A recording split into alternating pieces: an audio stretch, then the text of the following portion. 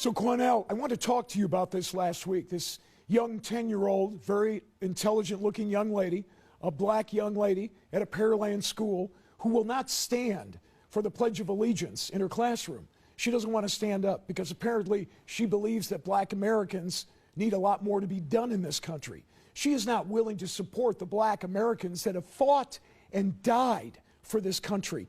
You know what I believe, Cornell? And I know you supported her publicly, but you know what I think? I think at 10 years old, she has no real understanding of what America is. So I wonder if her parents have sat her down and explained what Americans have given their lives, white, black, red. It doesn't make any difference. They stood and they fought and they died for this country, and she doesn't want to do anything to honor them? Matt, she comes from a family of military service members. Her father is a retired military service member also who served this nation well with great dignity. She also has additional family members who was in the armed forces. Good. Her mother's a very intelligent woman who has had long conversations as well as her father about her not standing for the flag. What white people need to understand Just white people? Yes, please. Let me explain.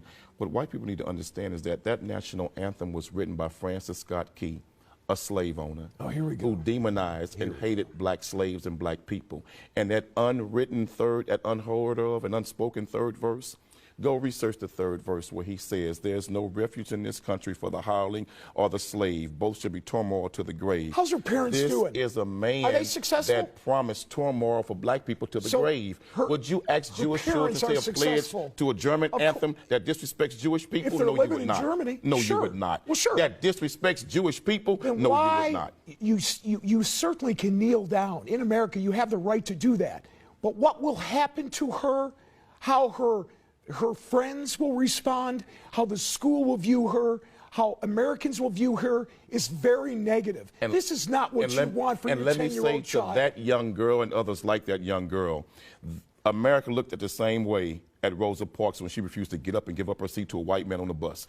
But history vindicated her. History vindicated her. Two different America things. demonized Harriet Tubman for freeing slaves from slavery, but history vindicated her. So I say to that young girl, you stand strong, stand up, and stand for what you believe in. And to all of those who are too coward to do it, don't get in that young girl's way, and others like her, support that young girl. What would you like her to say to the men and women who have fought for this country like I ran into over the weekend, the black men and women who fought for this country, and some who gave their lives? And ask the black men and women who served America in its military, like in the Independence War. We helped America get it, and we were still slaves afterwards. Ask those in Vietnam who gave their war on Vietnam battlefields, but then came back and was called niggers in their own country. We have fought in America's war, and we've never been given the justice and the due process of everybody else in this nation. Then so why don't you move to a different country?